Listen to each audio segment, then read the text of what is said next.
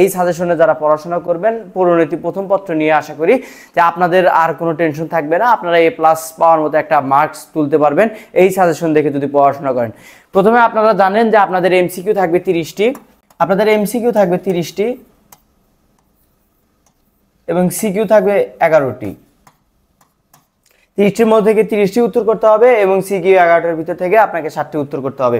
যেখানে থাকবে এখানে থাকবে 30 মার্কস এবং এখানে থাকে 70 মার্কস। আচ্ছা, তো এখানে আপনাদের যে 30টি এমসিকিউ আছে আমরা যদি দেখি আমাদের অধ্যায় কয়টি 1 2 3 4 5 6 6টি অধ্যায়। তো এভারেজে প্রতিটি অধ্যায় থেকে 5টি করে এমসিকিউ দেওয়ার কথা, কিন্তু 5টি করে এমসিকিউ খুব কমই হয়, যে প্রতি অধ্যায় থেকে 5টি করে এমসিকিউ পাবে এরকম খুবই কম হয়। এবং এর পাশাপাশি আমরা যেটি দেখতে পাই সেটি হলো যে অন্যান্য অধ্যায় আছে, কিছু কিছু অধ্যায় যেগুলো প্রশ্ন দেওয়ার মতো কম কিংবা বারবার প্রশ্ন কম আসে, যেহেতু আপনাদের শর্ট সিলেবাস। তো কিছু কিছু অধ্যায় থেকে আপনাদের প্রশ্ন কম আসবে এবং কিছু কিছু অধ্যায় থেকে প্রশ্নের হার থাকবে বেশি। আবার অন্যদিকে আপনারা যদি সিকিউ যান, আপনারা দেখেন 11টি সৃজনশীল, 11টি সৃজনশীলের যদি আপনারা হিসাব করেন তাহলে মোট 6টি অধ্যায় থেকে 6টি প্রশ্ন থাকবে এবং তার পরবর্তীতে আরো 5টি থাকবে। কোনো কোনো অধ্যায় থেকে প্রশ্ন 3টিও থাকতে পারে সৃজনশীল, কোনো কোনো অধ্যায় থেকে মাত্র 1টি করে থাকবে। তবে সব অধ্যায়ে 1টি করে সৃজনশীল থাকবে এবং কিছু কিছু অধ্যায় থাকবে যেগুলো বেশি গুরুত্বপূর্ণ কিংবা প্রশ্ন দেওয়ার মতো, সেই অধ্যায়গুলো থেকে আপনাদের সৃজনশীল সংখ্যা থাকবে বেশি।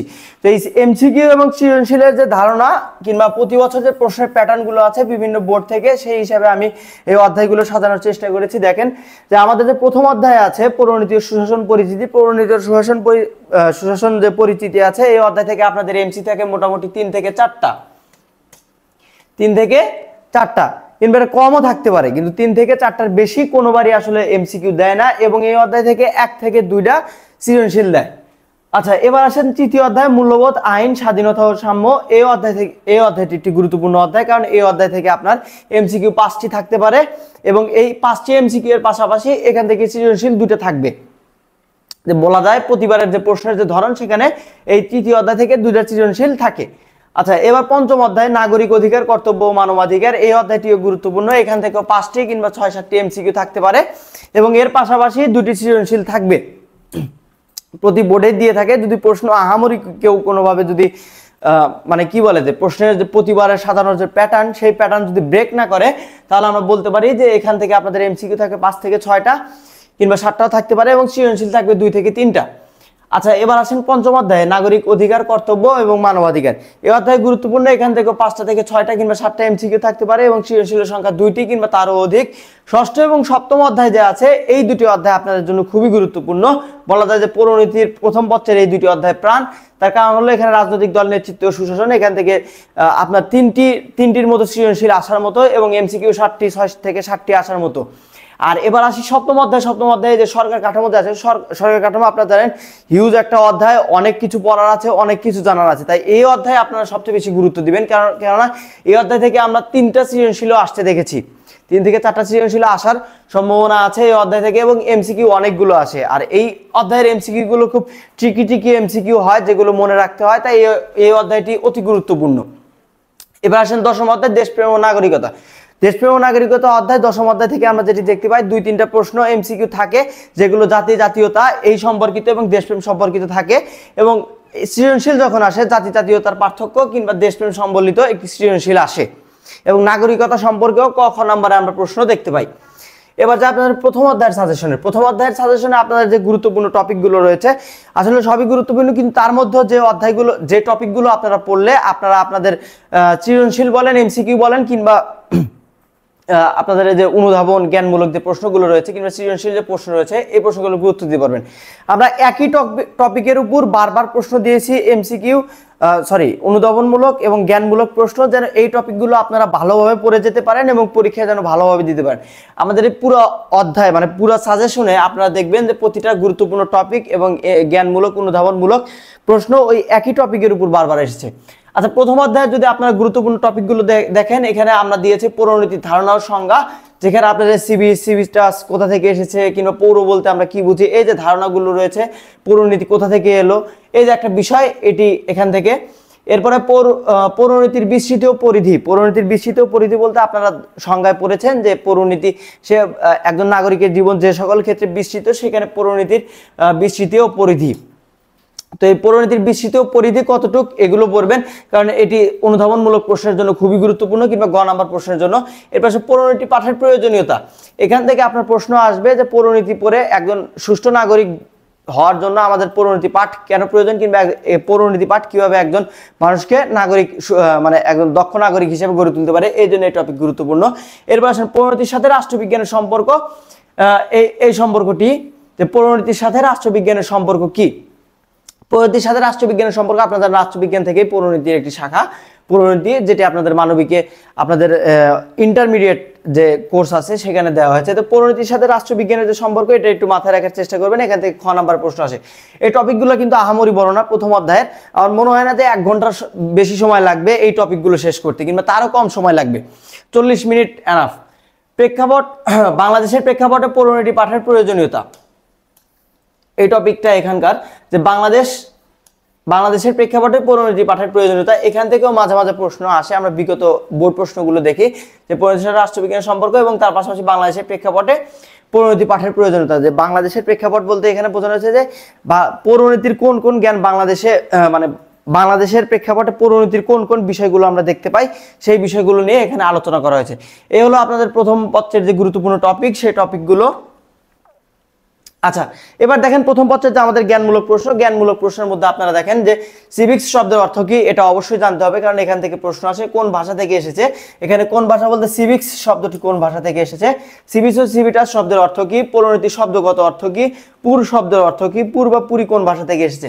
এখানে আপনারা দেখেন যে একটা টপিক পড়লে আপনাদের 3টা হয়ে যাচ্ছে, এবং তার পাশাপাশি এটাও ধরা যায় যে এর ভিতরে আছে। তো একটা টপিক যদি পড়েন আপনারা জ্ঞানমূলক 4টি প্রশ্নের উত্তর দিতে পারবেন, এবং এর পাশাপাশি যে পুর বা পুরি সম্পর্কিত এই দুটি কিন্তু এক টপিকের প্রশ্ন।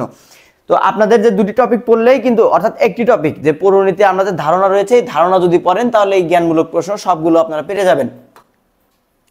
আচ্ছা, জ্ঞানমূলক প্রশ্নে আরো রয়েছে প্রাচীন গ্রিসের রাষ্ট্রগুলো কেমন ছিল, তারপর নগর রাষ্ট্র কি, পরিণতি সুশাসন কি বিষয়ক জ্ঞান, মানুষ জন্মগতভাবে বা প্রকৃতিগতভাবে সামাজিক ও রাজনৈতিক জীব, উক্তিটিকার, পরিণতি সুশাসনের সংজ্ঞা দাও, পরিণতি সম্পর্কে যে কোনো ব্যক্তির সংজ্ঞা দাও। এখানে যে কোনো একটি রাষ্ট্রবিজ্ঞানীর সংজ্ঞার কথা বলা হয়েছে, যে কোনো একটি রাষ্ট্রবিজ্ঞানীর সংজ্ঞা দাও। এবং পরিণতি কি ধরনের বিজ্ঞান, দেখেন এই যে এই প্রশ্নগুলো যে রয়েছে এটা কিন্তু পরিণতির ধারণার মধ্যেই পাবেন আপনারা। এই নগর রাষ্ট্র, পরিণতি সুশাসন বিষয়ক জ্ঞান, তারপরে উক্তি, এই বিষয়গুলো কিন্তু আপনারা আপনাদের পাঠের মধ্যে পাবেন। এখানে আপনারা যেটি বেশি দেখবেন সেটি হলো আপনার ধারণার মধ্যে সব পাবেন। এখানে যে উক্তিগুলো সম্পর্কে একটু ধারণা রাখবেন, পরিণতি প্রথম পত্রের কিছু কিছু ব্যক্তির রাষ্ট্রবিজ্ঞানের উক্তি রয়েছে, সেই উক্তিগুলো সম্পর্কে ধারণা রাখার চেষ্টা করবেন। আর এই প্রশ্নটিও গুরুত্বপূর্ণ, পরিণতি কি ধরনের বিজ্ঞান। আচ্ছা, এবার আসি আমরা অনুধাবনমূলক প্রশ্ন। অনুধাবনমূলক প্রশ্নে দেখেন পরিণতির সংজ্ঞা দাও, পরিণতি বলতে কি বোঝায়, পরিণতি সম্পর্কে ইএম হোয়াইটের সংজ্ঞা বিশ্লেষণ করো, এবং তার পরবর্তীতে আছে গণতান্ত্রিক মূল্যবোধ বিকাশে পরিণতি কিভাবে সাহায্য করে, পরিণতি সুশাসন নাগরিকতা বিষয়ক বিজ্ঞান বলা হয় কেন, ব্যাখ্যা করো। আচ্ছা, এখানে দেখেন পরিণতির সংজ্ঞা দাও, পরিণতি বলতে কি বোঝো, এই দুটি প্রশ্ন কিন্তু আপনাদের এক টপিক থেকে। ইএম হোয়াইটের সংজ্ঞা এই টপিকের সাথে এটিও যায়। এরপর দেখেন গণতান্ত্রিক মূল্যবোধ বিকাশে পরিণতি কিভাবে সাহায্য করতে পারে, এটি আপনাদের একটু আলাদা পড়তে হবে। পরিণতি ও সুশাসনকে নাগরিকতা বিষয়ক বিজ্ঞান বলা হয় কেন, এই প্রশ্নটি আপনাদের জন্য গুরুত্বপূর্ণ, এই প্রশ্নটি আসার মতো, এই সবগুলো আসার মতো। এই 3টা আপনারা এক টপিক থেকে পাবেন, এবং এই অংশটুকু আপনারা এক্সট্রা ভাবে একটু ভালোভাবে পড়বেন, যে পরিণতি সুশাসনকে নাগরিকতা বিষয়ক বিজ্ঞান বলা হয় কেন। আচ্ছা, আরো কিছু অনুধাবনমূলক প্রশ্ন দেখেন। শব্দগত অর্থে পরিণতি বলতে কি বোঝায়, পরিণতি সুশাসন পাঠের প্রয়োজনীয়তা বিশ্লেষণ করো, পরিণতি সুশাসনের আলোচ্য বিষয় কি কি, পরিণতি সুশাসন কিভাবে নাগরিকের চেতনা বা গণতান্ত্রিক চেতনা বৃদ্ধি করে সুস্থ সুন্দর সমাজ জীবনে গঠনে, পরিণতি কি কি শিক্ষা দেয়, সুশাসন বলতে কি বোঝো, এবং পরিণতির সাথে অন্য বিষয়ে তুলনামূলক আলোচনা। এখানে যে প্রশ্নগুলো আপনাদের দেওয়া হয়েছে, আমি আবার বলছি, এক টপিক থেকে 4-5টা প্রশ্ন দেওয়া হয়েছে, যেন আপনারা ওই টপিক থেকে কি কি প্রশ্ন আসতে পারে। টপিক কিন্তু একটি, ওই 5 থেকে 10 লাইনের একটা টপিক, ওই টপিক আপনারা পড়বেন।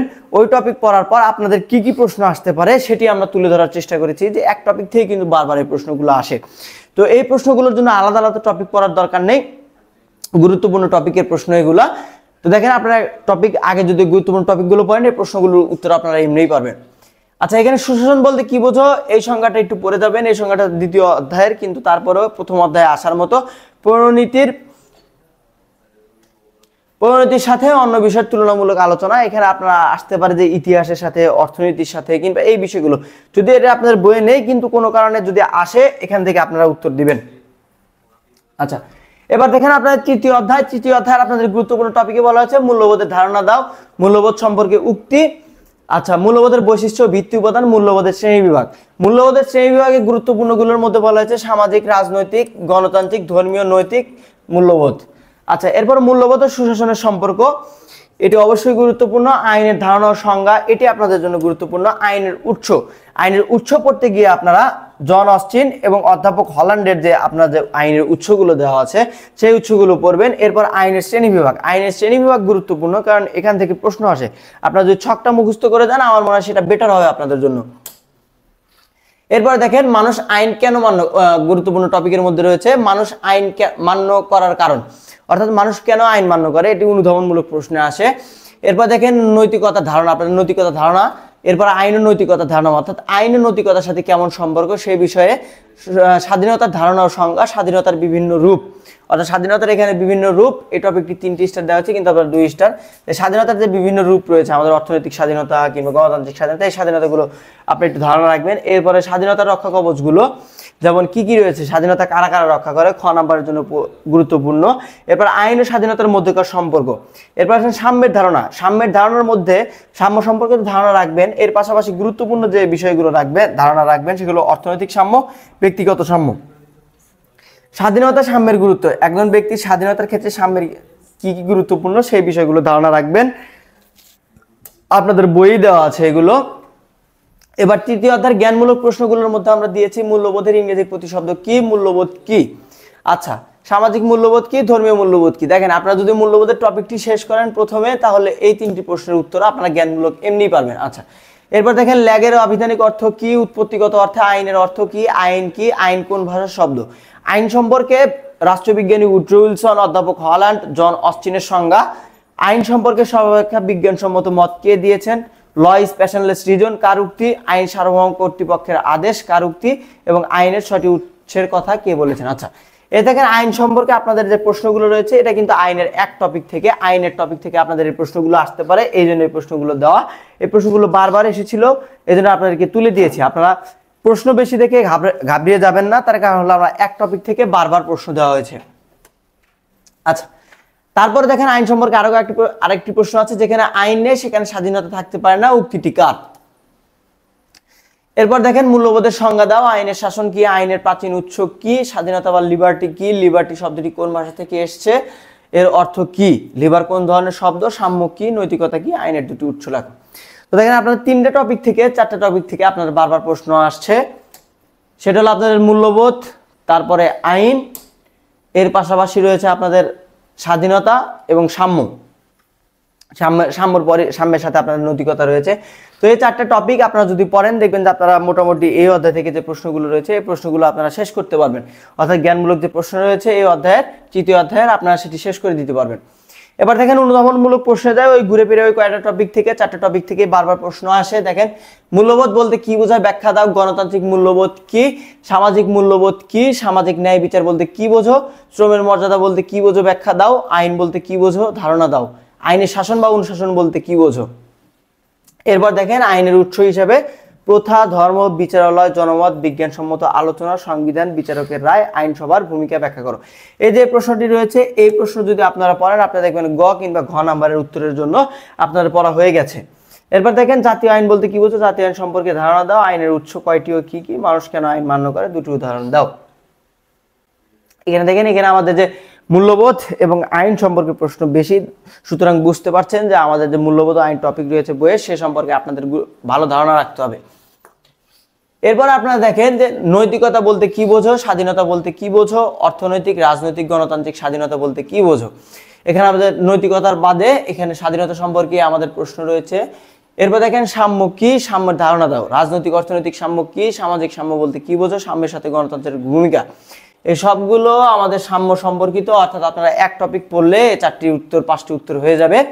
এরপর দেখেন আইনের শাসন কিভাবে নাগরিক স্বাধীনতা রক্ষা করে, আইন আছে বলে স্বাধীনতা উপভোগ করা যায়, আইন ও স্বাধীনতা সম্পর্ক ব্যাখ্যা করো, নৈতিকতার ধারণা সার্বজনীন ব্যাখ্যা করো।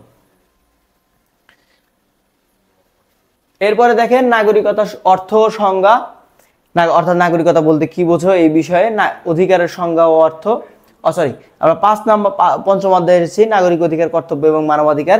এখানে আপনারা যে বিষয়গুলো ফোকাস করবেন, ফোকাসের মধ্যে এই যে টপিকগুলো রয়েছে, আপনাদের নাগরিক সম্পর্কে একটি ধারণা রাখতে হবে, নাগরিক অধিকার সম্পর্কে, এরপর আসেন নাগরিকের কর্তব্য এবং নাগরিকের মানবাধিকার। এই বিষয়গুলো নিয়ে কিন্তু এই অধ্যায়, অর্থাৎ 3-4টি টপিক থেকে আপনাদের প্রশ্ন আসবে 5ম অধ্যায় থেকে।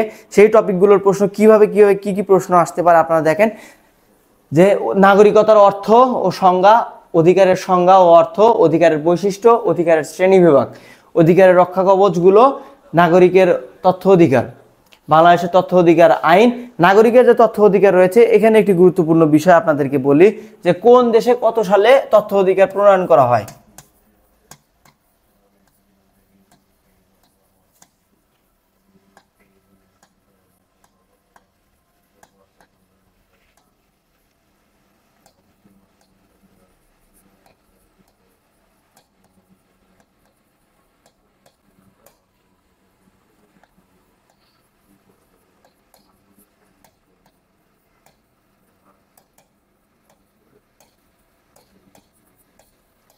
এই এই সালগুলো একটু মনে রাখার চেষ্টা করবেন যে কোন দেশে কত সালে তথ্য অধিকার আইন প্রণয়ন করা হয়। এরপর দেখেন বাংলাদেশের তথ্য অধিকার আইন 2009, নাগরিক জীবনে তথ্য অধিকার আইনের প্রভাব, নাগরিকের কর্তব্য ও অধিকার ধারণার সঙ্গে এবং একে অপরের সাথে সম্পর্ক, অর্থাৎ কর্তব্য এবং অধিকার একে অপরের যে পরিপূরক সে সম্পর্কে একটি ধারণা আছে বইয়ে, সেই সম্পর্কটি সেই বিষয়টি মাথায় রাখবেন। এরপর দেখেন মানবাধিকারের ধারণা, মৌলিক অধিকার ও মানবাধিকারের মধ্যে তুলনামূলক আলোচনা, অর্থাৎ মৌলিক অধিকার এবং মানবাধিকারের তুলনামূলক আলোচনা। আপনাদের জ্ঞানমূলক প্রশ্ন কিংবা গ নাম্বারে আসতে পারে। এরপর দেখেন আমাদের 5ম অধ্যায়ের জ্ঞানমূলক প্রশ্নগুলোর মধ্যে আপনারা দেখতে পাবেন যে নাগরিকতা কি, অধিকার কি, অধিকার সম্পর্কে সংজ্ঞা, যে কোনো রাষ্ট্রবিজ্ঞানী, এখানে রাষ্ট্রবিজ্ঞানী একজন রাষ্ট্রবিজ্ঞানী গুরুত্বপূর্ণ, যেগুলো বারবার আসে সেগুলো মনে রাখার চেষ্টা করবেন। অর্থাৎ আপনার কাছে পরিচিত যে নামগুলো বারবার আপনারা দেখতে পান তাদেরই সংজ্ঞা আসে, সেই বিষয়গুলো মাথায় রাখার চেষ্টা করবেন। এরপর দেখেন রাজনৈতিক অধিকার কি, কর্তব্য কি, নাগরিক কর্তব্যকে কয় ভাগে ভাগ করা হয়, নৈতিক কর্তব্য কি, আইনগত কর্তব্য কাকে বলে, রাষ্ট্রের প্রতি অনুগত্য কি, এরপরে রাষ্ট্রের সেবা করা নাগরিকের পবিত্র কর্তব্য বলা হয় কেন, জাতিসংঘ সনদে কতটি মানবাধিকারের ঘোষণা দেওয়া হয়েছে, কত সালের কত তারিখে কোথায় মৌলিক মানবাধিকার সমূহ গৃহীত ও ঘোষিত হয়, আন্তর্জাতিক বা বিশ্ব মানবাধিকার দিবস কবে, তথ্য অধিকার কাকে বলে এবং অর্থনৈতিক কর্তব্য কি। দেখেন এখানে আমাদের নাগরিকতা সম্পর্কে প্রশ্ন রয়েছে এবং আমাদের অধিকার সম্পর্কে প্রশ্ন। এরপর আমরা যদি দেখতে পাই এখানে আমাদের অধিকার, কর্তব্য সম্পর্কে 2-1টি প্রশ্ন এবং অধিকার সম্পর্কে এই 2-3টি টপিক থেকে কিন্তু প্রশ্ন আসে। আপনার এই প্রশ্নগুলো যখন আপনারা পড়বেন আপনারা দেখবেন যে কর্তব্যের প্রশ্নগুলো একপাশে রাখবেন এবং আমাদের যে ইয়ার প্রশ্নগুলো রয়েছে, আমাদের অধিকারের যে প্রশ্নগুলো রয়েছে সেই প্রশ্নগুলো একত্রে করে দেখবেন যে আপনার 1-2টা টপিক থেকে আপনার যে কর্তব্য এবং অধিকার এই অংশটি শেষ হয়ে যাচ্ছে। এরপর দেখেন অনুধাবনমূলক প্রশ্ন 5ম অধ্যায়ে, অধিকার বলতে কি বোঝো, ব্যক্তিগত অধিকার কি, রাজনৈতিক অধিকার বলতে কি বোঝো, একজন নাগরিকের রাজনৈতিক অধিকারগুলো কি হতে পারে, সামাজিক অধিকার বলতে কি বোঝো, অধিকার কত প্রকার কি কি, অধিকারের বৈশিষ্ট্যগুলো কি কি, মানবাধিকার বলতে কি বোঝো এবং মৌলিক অধিকার ও মানবাধিকারের মধ্যে পার্থক্য। অর্থাৎ আপনারা যদি টপিকগুলো ভালোভাবে পড়েন আপনারা কিন্তু এই অনুধাবনমূলক প্রশ্নগুলোর যে উত্তর রয়েছে সেটি কিন্তু খুব সহজেই দিতে পারবেন।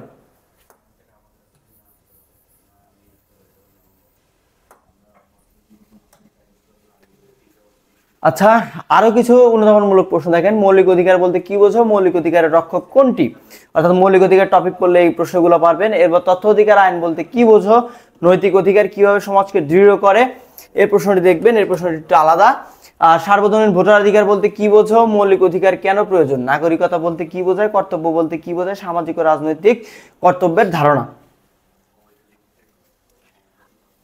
আপনাদের সব অধ্যায়গুলোর যে প্রশ্নগুলো রয়েছে আপনাদের জ্ঞানমূলক এবং অনুধাবনমূলক, আপনারা দেখবেন টপিকের সাথে এই প্রশ্নগুলো কিন্তু আপনাদের বারবার মিলে যাচ্ছে। অর্থাৎ যে গুরুত্বপূর্ণ টপিকগুলো দেওয়া হচ্ছে এই গুরুত্বপূর্ণ টপিক যদি পড়েন কিংবা আপনারা যদি খ নাম্বার প্রশ্ন ভালোভাবে পড়েন কিংবা ক নাম্বার প্রশ্ন যদি ভালোভাবে পড়েন, যেগুলো একটা অধ্যায়ের আপনারা দেখবেন যে একটা পড়লে আপনারা অন্যটি উত্তর দেওয়ার মতো আপনাদের অ্যাবিলিটি চলে আসবে। আপনারা যদি কিছু নাও পড়েন এই প্রশ্নগুলোর উত্তর যদি ভালোভাবে পড়েন এবং বইয়ের টপিকগুলো যদি পড়েন, আপনারা সৃজনশীল প্রশ্নের যে ধারণা সেটা যদি ধরতে পারেন যে উদ্দীপক সম্পর্কে কি বলা হয়েছে, আশা করা যায় যে আপনার সবগুলো প্রশ্নের উত্তর খুব ভালোভাবে দিতে পারবেন। এরপর দেখেন আমরা ষষ্ঠ অধ্যায় রাজনৈতিক দল নেতৃত্ব সুশাসন। এখানকার গুরুত্বপূর্ণ টপিকগুলোর মধ্যে এই অধ্যায় কিন্তু গুরুত্বপূর্ণ, যে এখান থেকে আমরা বলেছি যে 3টির মতো আপনাদের সৃজনশীল আসতে পারে এবং এমসিকিউ কিন্তু 5 থেকে 7টি আসতে পারে। তো দেখেন গুরুত্বপূর্ণ টপিকগুলোর মধ্যে রাজনৈতিক দলের ধারণা ও সংজ্ঞা, রাজনৈতিক দলের বৈশিষ্ট্য সমূহ, রাজনৈতিক দল ও উপদলের মধ্যে পার্থক্যগুলো, গণতন্ত্রে রাজনৈতিক দলের ভূমিকা কি, রাজনৈতিক দলের বিভিন্ন রূপ, তাদের দোষগুণ, অর্থাৎ রাজনৈতিক দলের বিভিন্ন রূপ যে রয়েছে এবং তাদের দোষ ও গুণ, অর্থাৎ আমরা এখানে একদলীয় শাসন, বহুদলীয় শাসন, দ্বিদলীয় শাসন, সেই বিষয়গুলোর কথা বলা হয়েছে। এরপর দেখেন চাপ সৃষ্টিকারী গোষ্ঠী ও তাদের সাথে রাজনৈতিক দলের পার্থক্যগুলো। চাপ সৃষ্টিকারী গোষ্ঠীর সাথে রাজনৈতিক দলের যে পার্থক্য রয়েছে এটা কিন্তু আপনাদের আসে, যে একটা সৃজনশীলই হয় এর উপর। এরপর সুশাসন ও চাপ সৃষ্টিকারী গোষ্ঠী, এটি খ নাম্বারে আসার মতো। নেতৃত্বের ধারণা, নেতৃত্বের ধারণা সম্পর্কে একটু ধারণা রাখবেন। নেতৃত্বের প্রকারভেদের মধ্যে আপনারা যেগুলো গুরুত্ব সহকারে দেখবেন সেগুলো রাজনৈতিক নেতৃত্ব, সম্মোহনী নেতৃত্ব, প্রশাসনিক এবং বিশেষজ্ঞমূলক। সবচেয়ে বেশি গুরুত্ব সহকারে দেখবেন এই যে রাজনৈতিক, সম্মোহনী এবং বিশেষজ্ঞ সুলভ, এই নেতৃত্বগুলো থেকে প্রশ্ন আসে, প্রশাসনিক একটু দেখে রাখতে পারেন। এরপর দেখেন নেতৃত্বের জন্য প্রয়োজনীয় গুণাবলী, স্থানীয় উন্নয়নের স্বেচ্ছাসেবী সংস্থা বা এনজিওর ভূমিকা। এই টপিক থেকে আপনাদের প্রশ্ন খুবই কম আসে, এই শেষের টপিক থেকে এনজিওর ভূমিকা ক খ নাম্বার প্রশ্নে আমরা এই টপিক থেকে প্রশ্ন দেখতে পাই। এবার ষষ্ঠ অধ্যায়ের জ্ঞানমূলক প্রশ্নগুলোর মধ্যে কি কি আছে দেখেন। রাজনৈতিক দল কি, রাজনৈতিক দল সম্পর্কে ব্যক্তির উক্তি, অর্থাৎ রাষ্ট্রবিজ্ঞানের যে উক্তি রয়েছে সেই উক্তিগুলো। উপদল কি, চাপ সৃষ্টিকারী গোষ্ঠী বলতে তোমরা কি বোঝো, রাজনৈতিক জোট বলতে কি বোঝো, বাংলাদেশে কি ধরনের দলীয় ব্যবস্থা প্রচলিত রয়েছে, অর্থাৎ বহুদলীয় যে ব্যবস্থা রয়েছে প্রচলিত রয়েছে সে সম্পর্কে একটি ধারণার কথা বলা হয়েছে। বর্তমান সময়ে গণতান্ত্রিক শাসনের অপর নাম কি, প্রতিনিধিত্বমূলক গণতন্ত্রে বিরোধী দলকে কি মনে করা হয়, বর্তমান বিশ্বে কোন শাসন ব্যবস্থায় একদলীয় ব্যবস্থা বিদ্যমান আছে, বহুদলীয় ব্যবস্থা কি, নেতৃত্ব কি, একদলীয় বা দ্বিদলীয় ব্যবস্থা চালু রয়েছে এমন দুটি একটি দেশের নাম লিখো। বাংলাদেশের কোন ব্যক্তি, এখানে বাংলাদেশের কোন ব্যক্তি শেরে বাংলা উপাধি লাভ করেছিলেন, বাঙালি জাতি ও বাংলাদেশ রাষ্ট্র অভ্যুদয় কয়েকজন নেতার নাম লিখো। এই প্রশ্নটি আপনাদের দুইবার এসেছিল, সম্ভবত কুমিল্লা বোর্ড এবং যশোর বোর্ডে, তাই প্রশ্নটি দেওয়া হয়েছে। দেখেন আপনাদের যে টপিকগুলো সম্পর্কে ধারণা দেওয়া হয়েছিল প্রথমে, দেখেন এই যে আমাদের রাজনৈতিক দল রয়েছে, চাপ সৃষ্টিকারী গোষ্ঠী, গণতন্ত্রের রাজনৈতিক দলের ভূমিকা, সুশাসন, তারপরে আমাদের নেতৃত্ব সম্পর্কে, এই টপিকগুলো থেকেই কিন্তু প্রশ্ন বারবার আসে, এই টপিকগুলি গুরুত্বপূর্ণ সহকারে দেখানো হয়েছে। এবার দেখেন অনুধাবনমূলক প্রশ্নগুলোর মধ্যে আমরা কি দেখতে পাই, যে রাজনৈতিক দল বলতে কি বোঝো, রাজনৈতিক দলের শ্রেণী বিভাগ করো, রাজনৈতিক দলের বৈশিষ্ট্য বর্ণনা করো, চাপ সৃষ্টিকারী গোষ্ঠী বলতে কি বোঝো, চাপ সৃষ্টিকারী গোষ্ঠীর কাজের ধরন বা প্রকৃতি কিরূপ ব্যাখ্যা করো, চাপ সৃষ্টিকারী গোষ্ঠী কিভাবে সরকারি সিদ্ধান্ত গ্রহণের ক্ষেত্রে প্রভাব বিস্তার করে। এই তিনটি প্রশ্ন কিন্তু আপনাদের এক টপিক থেকে, অর্থাৎ একটি টপিক পড়লেই কিন্তু আপনারা চাপ সৃষ্টিকারী গোষ্ঠী সম্পর্কে যদি ভালোভাবে ধারণা নেন এই প্রশ্নগুলোর উত্তর কিন্তু আপনারা পাবেন। এরপর দেখেন গণতন্ত্র চাপ সৃষ্টিকারী গোষ্ঠীর ভূমিকা আলোচনা করো, নিজেদের স্বার্থ রক্ষায় গঠিত সংগঠন সম্পর্কে লিখো। অর্থাৎ এই সবগুলো আপনার চাপ সৃষ্টিকারী গোষ্ঠী সম্পর্কে, চাপ সৃষ্টিকারী গোষ্ঠী সম্পর্কে আপনাদের এই প্রশ্নগুলো আসতে পারে। এরপর দেখেন উপদল বলতে কি বোঝায়, রাজনৈতিক সামাজিকীকরণে রাজনৈতিক দলের ভূমিকা কি, রাজনৈতিক দল গণতান্ত্রিক শাসনের স্বরূপ বজায় রাখে, ব্যাখ্যা করো। রাজনৈতিক দল কিভাবে জনগণ ও সরকারের মধ্যে সেতু বন্ধন হিসেবে কাজ করে, জনমত গঠনে রাজনৈতিক দলের ভূমিকা কি, একদলীয় দ্বিদলীয় ব্যবস্থা কি, ব্যাখ্যা করো। নেতৃত্বের ধারণা দাও, সম্মোহনী নেতৃত্ব বলতে কি বোঝো, একজন শিক্ষক কি ধরনের নেতৃত্ব বহন করে ব্যাখ্যা দাও। উদারতাকে নেতৃত্বের গুরুত্বপূর্ণ গুণ বলা হয় কেন, নেতৃত্বের চারটি গুণাবলীর নাম লিখো। নির্দিষ্ট স্বার্থ হাসিলের জন্য কারা সংগঠিত হয় ব্যাখ্যা করো। আচ্ছা, আপনাদের যে এই টপিকগুলো রয়েছে, এই অনুধাবনমূলক প্রশ্ন রয়েছে, কয়টি দেওয়া হয়েছে, 1 2 3 4 5 6 7 8 9 10 11 12 13 14 15 16 19। আচ্ছা, এই দেখেন 17 18টির মতো যে প্রশ্ন দেওয়া রয়েছে আপনাদেরকে, 17 18টির প্রশ্ন কিন্তু আপনাদের ঘুরিয়ে ফিরে ওই 3 থেকে 4টা টপিকের ভিতর, অর্থাৎ ওই গুরুত্বপূর্ণ 3 থেকে 4টা টপিকের ভিতর যে প্রশ্নগুলো রয়েছে এই প্রশ্নগুলো কিন্তু আপনাদের সামনে তুলে ধরা হয়েছে। তারপরে টপিকগুলো যদি ভালোভাবে পড়েন, কিভাবে কোন প্যাটার্নে প্রশ্ন আসতে পারে সেটা তুলে ধরা হয়েছে। এই প্রশ্নগুলোর উত্তর যদি আপনারা ধরতে পারেন, আশা করা যায় যে আপনাদের পরীক্ষায় অন্তত ষষ্ঠ অধ্যায়ের অনুধাবনমূলক এবং আপনাদের জ্ঞানমূলক প্রশ্ন নিয়ে কোনো ঝামেলা হবে না। এবার দেখেন সপ্তম অধ্যায় আপনাদের বড়, এই অধ্যায়ের সাজেশনও একটু বড়। আপনারা অধ্যায়ের টপিকগুলো শেষ করার পর এই যে গুরুত্বপূর্ণ প্রশ্নগুলো রয়েছে এই প্রশ্নগুলো সম্পর্কে যদি একটু ধারণা নিতে পারেন, অর্থাৎ প্রশ্নগুলো দেখে যদি বুঝতে পারেন যে এর উত্তর এটা হবে, তাহলে আশা করা যায় যে আপনার সপ্তম অধ্যায়ের যে প্রিপারেশন সেটি মোটামুটি ডান। আর আপনার যদি মনে হয় যে সপ্তম অধ্যায়ের প্রিপারেশন খুব কঠিন মনে হচ্ছে, আমাদের এখানে যে গুরুত্বপূর্ণ টপিক সেই টপিকগুলো একটু দেখলেন, এর পাশাপাশি ক এবং খ নাম্বারের প্রশ্নগুলো যে রয়েছে সেই প্রশ্নগুলো দেখলেন এবং কোনো একটি গাইড বই অথবা সাজেশন যে রয়েছে সেই সাজেশনের আপনারা টেস্ট পেপার যে রয়েছে সেখান থেকে যদি আপনারা এমসিকিউ সলভ করেন, আশা করা যায় সপ্তম অধ্যায়ের উপরে একটা ভালো প্রিপারেশন হবে। গুরুত্বপূর্ণ টপিকগুলোর মধ্যে আপনারা দেখবেন সরকারের শ্রেণীবিভাগ, গণতন্ত্রের বৈশিষ্ট্য, গণতন্ত্রের প্রকারভেদ, দোষ ও গুণ, একনায়কতন্ত্র তার দোষ গুণ, সংসদীয় রাষ্ট্রপতি শাসিত সরকার তাদের দোষ গুণ, বিভিন্ন সরকার ব্যবস্থার মধ্যে তুলনামূলক আলোচনা। অর্থাৎ বিভিন্ন সরকার ব্যবস্থা বলতে আপনারা বিভিন্ন দেশে যে সরকার ব্যবস্থাগুলো আমরা দেখতে পাই সেই সরকার ব্যবস্থাগুলোর মধ্যে অর্থাৎ এককেন্দ্রিক নাকি যুক্তরাষ্ট্রীয় সরকার সেই ব্যাপারে বলা হয়েছে। এককেন্দ্রিক ও যুক্তরাষ্ট্রীয় সরকার তাদের দোষগুণ তুলনামূলক আলোচনা, অর্থাৎ এককেন্দ্রিক সরকার ভালো নাকি যুক্তরাষ্ট্রীয় সরকার ভালো। এর পরবর্তীতে আসেন রাজতান্ত্রিক সরকার, সমাজতান্ত্রিক সরকার, সামরিক সরকার, ধর্মতান্ত্রিক সরকার। এগুলো আপনারা সরকার ব্যবস্থার মধ্যে পাবেন। এরপর বাংলাদেশের জন্য উত্তম সরকার ব্যবস্থা কোনটি? এই প্রশ্নটি আসতে পারে, কারণ এই প্রশ্নটি গত কয়েক বছর আমরা দেখেছি বাংলাদেশের জন্য উত্তম সরকার ব্যবস্থা কোনটি সে সম্পর্কে একটি ধারণা নিতে পারেন। এখন আপনার যেটি মনে হবে আপনি সেই সম্পর্কে একটি ধারণা দিবেন গয়ে গয়ে। এরপর দেখেন আইন বিভাগ, শাসন বিভাগ, বিচার বিভাগ, এদের কার্যক্রম এবং প্রকারভেদ, অর্থাৎ আইন বিভাগ এবং শাসন বিভাগ, বিচার বিভাগের যে কার্যক্রম রয়েছে সে সম্পর্কে আপনার ধারণা নিলেন এবং এর প্রকারভেদ বলতে এগুলো কিভাবে কাজ করে এবং এদের মধ্যে কি কি ভাগ রয়েছে সে সম্পর্কে একটি ধারণা নিলেন। এরপরে আপনারা আসেন বিচারক নিয়োগের পদ্ধতি। আমাদের বিচার বিভাগ সম্পর্কে যখন প্রশ্ন আসে তখন বলা হয় বিচারক নিয়োগের পদ্ধতিগুলো কি কি কিংবা কয়টি, এই প্রশ্নটি বারবার আসে। বিচার বিভাগের কর্মের স্বাধীনতা, অর্থাৎ বিচার বিভাগ কিভাবে স্বাধীনভাবে কাজ করে। এরপর দেখেন আইনের শাসন প্রতিষ্ঠায়, এখানে হবে বিচার বিভাগের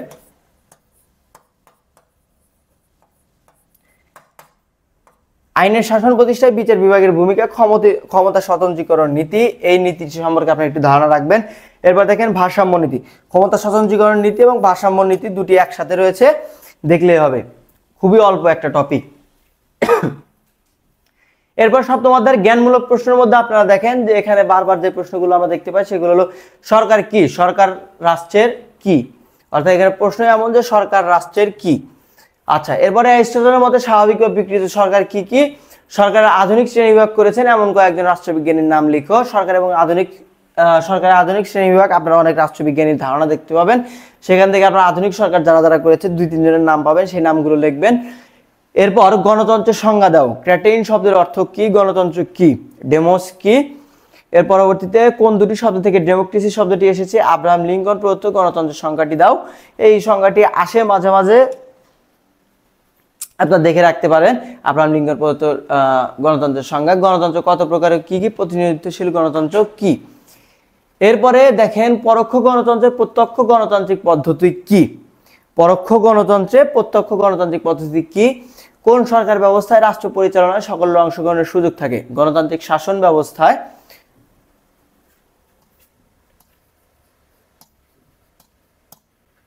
গণতান্ত্রিক শাসন ব্যবস্থায় অপরিহার্য উপাদান কি? গণতান্ত্রিক শাসন, আচ্ছা, পরিহার্য উপাদান কি। এরপর দেখেন একনায়কতন্ত্রের সংজ্ঞা দাও। প্রজাতান্ত্রিক সরকার বলতে কি কাকে বলে? একনায়কতন্ত্রের দুটি বৈশিষ্ট্য লেখো। রাজতন্ত্র কি, ফ্যাসিবাদ কি, ফ্যাসিবাদের প্রতিষ্ঠাতা কে?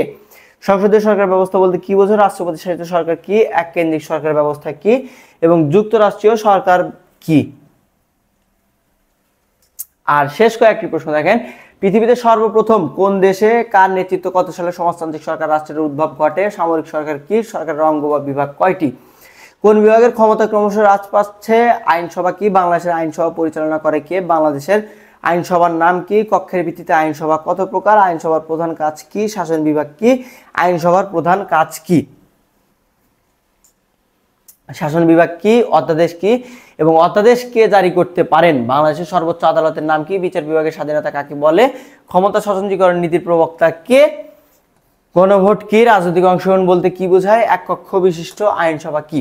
আপনাদের এই অধ্যায়ের ক নাম্বার যে প্রশ্ন, জ্ঞানমূলক প্রশ্ন বেশি দেওয়ার কারণ হলো এই অধ্যায় সম্পর্কে আপনারা দেখবেন যে পড়া শেষ করার পর, যেহেতু আপনারা মোটামুটি আমরা দেখেছি সব বইয়ে মোটামুটি 200 পেজের মতো রয়েছে এই অধ্যায়টি আপনাদের জন্য গুরুত্বপূর্ণ। এই জন্য প্রশ্নগুলো দেওয়া, যে আপনারা পড়া শেষে এই প্রশ্নগুলো দেখার পর যদি আপনারা পারেন তাহলে বুঝবেন যে না, মোটামুটি প্রিপারেশন আপনাদের ঠিকঠাক রয়েছে। এবার অনুধাবনমূলক প্রশ্নগুলো দেখেন যে সরকার কি, পলিটি বলতে অ্যারিস্টটল কি বুঝিয়েছেন? স্বাভাবিক বিকৃত সরকার বলতে কি বোঝানো হয়? ডেমোক্রেসি বা জনতাতন্ত্র কি, জনতাতন্ত্রকে অ্যারিস্টটল বিকৃত সরকার বলছেন কেন? নিয়মতান্ত্রিক রাজতন্ত্র বলতে কি বোঝানো হয়? প্রজাতন্ত্র বলতে কি বোঝো? এই প্রশ্নটি আপনার 2 স্টার। জানো নিয়মতান্ত্রিক রাজতন্ত্র বলতে কি বোঝো? খুব কম আসে মাঝে মাঝে বোর্ড প্রশ্নগুলোতে। প্রজাতন্ত্র বলতে কি বোঝো? গণতন্ত্রের বৈশিষ্ট্য কি কি, গণতন্ত্রের প্রাথমিক শর্ত কি, আধুনিক গণতন্ত্রকে কেন প্রতিনিধিত্বমূলক গণতন্ত্র বলা হয়? গণভোট বলতে কি বোঝায়? গণতন্ত্রকে সফল করতে শিক্ষা, অর্থনৈতিক সাম্য, সহনশীলতার ভূমিকা কতটুকু গুরুত্বপূর্ণ। একনায়কতন্ত্র বলতে কি বোঝো? গণতন্ত্র ও একনায়কতন্ত্রে দল ব্যবস্থা কিরূপ। এই প্রশ্নটি আসার মতো, মানে আসার মতো বলতে গুরুত্বপূর্ণ। এই প্রশ্ন সম্পর্কে একটি ধারণা রাখবেন যে গণতন্ত্র একনায়কতন্ত্রের দল ব্যবস্থা কিরূপ। এরপর দেখেন, একনায়কতন্ত্রের জনগণের আশা আকাঙ্ক্ষার প্রতিফলন ঘটে না কেন? গণতন্ত্রের বিপরীতধর্মী শাসন ব্যবস্থা কোনটি? মন্ত্রিপরিষদ শাসিত বা সংসদীয় সরকার বা রাষ্ট্রপতি শাসিত সরকার কাকে বলে? দায়িত্বশীল সরকার কাকে বলে? এককেন্দ্রিক যুক্তরাষ্ট্রীয় সরকার বলতে কি বোঝো? যুক্তরাষ্ট্রীয় সরকার গঠন পদ্ধতি কিরূপ? বৃহৎ রাষ্ট্রের জন্য যুক্তরাষ্ট্রীয় ব্যবস্থা উপযোগী কেন? আইন শাসন বিচার বিভাগের কার্যক্রম ব্যাখ্যা করো। এককক্ষ দ্বিকক্ষ বিশিষ্ট আইনসভা বলতে কি বোঝো? সংসদীয় সরকার ব্যবস্থায় যুক্তরাষ্ট্রীয় সরকার ব্যবস্থায় আইনসভার গঠন কাঠামো কিরূপ তা ব্যাখ্যা করো। আইন বিভাগের ক্ষমতা ও হ্রাসের দুটি কারণ উল্লেখ করো। আচ্ছা, শেষ কয়টি প্রশ্ন? শাসন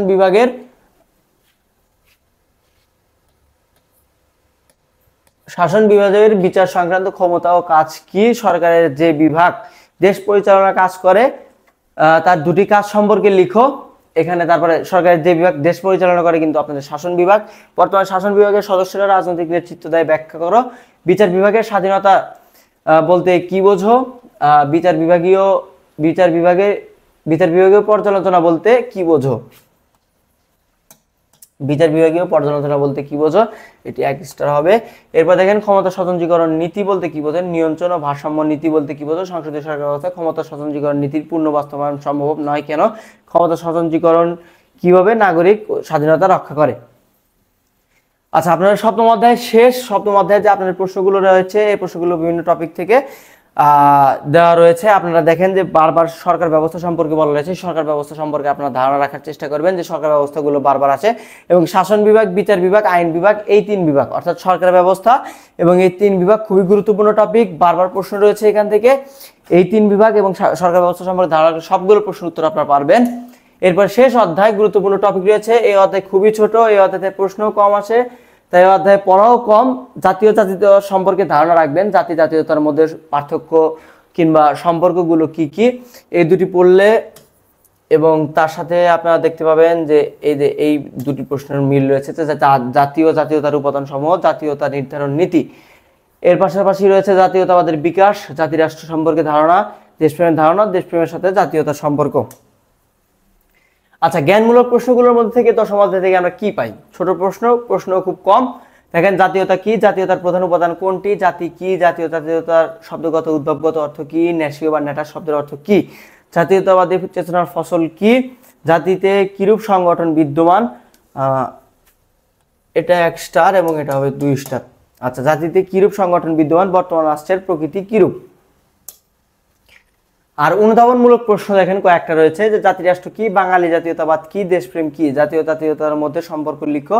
জাতি বলতে কি বোঝো? জাতীয়তাবাদের দুটি উপাদান বুঝিয়ে লেখো। মনস্তাত্ত্বিক ঐক্য বলতে কি বোঝায়? ভাষা, সাহিত্য, সাংস্কৃতিক ঐক্য কিভাবে জাতীয়তাবোধ সৃষ্টি করে ব্যাখ্যা করো। আপনাদের আজকের সাজেশন এই পর্যন্তই। আপনারা যদি গুরুত্বপূর্ণ টপিকগুলো বারবার ভালোভাবে পড়েন, তারপরে দেখবেন যে জ্ঞানমূলক এবং অনুধাবনমূলক প্রশ্নগুলো খুবই সহজ রয়েছে, এবং টপিক জ্ঞানমূলক অনুধাবনমূলক প্রশ্নগুলো যদি ভালোভাবে পড়েন, দেখবেন যে আপনার সৃজনশীল প্রশ্নের জন্য আপনার কিচ্ছু বলা লাগবে না, এই টপিকগুলোই এনাফ। এবং এর পাশাপাশি আপনারা এমসিকিউ আলাদাভাবে দেখবেন। আশা করি যে আপনার সুন্দর একটা প্রিপারেশন হয়ে যাবে। আপনারা জানেন যে আমাদের ডিইউডি মার্সে আপনার এসএসসি প্লাস অ্যাডমিশনের জন্য আমরা যে কোর্স চালু করা হয়েছে, সেখানে প্রথম 200 জনকে আমরা প্রো বুক দিচ্ছি এবং 11 মাস চলবে। প্রো বুকের সাথে আপনাদের টি শার্ট গিফট করে পাঠানো হবে। কোর্স ফি মাত্র 2999 টাকায়। খ ইউনিটের জন্য বাংলা, ইংরেজি, সাধারণ জ্ঞান, এবং গ ইউনিটের জন্য বাংলা, হিসাব বিজ্ঞান, ফিন্যান্স, ইংরেজি, ম্যানেজমেন্ট, মার্কেটিং, এই বিষয়গুলো রয়েছে। তো আপনারা আমাদের সাথে থাকুন।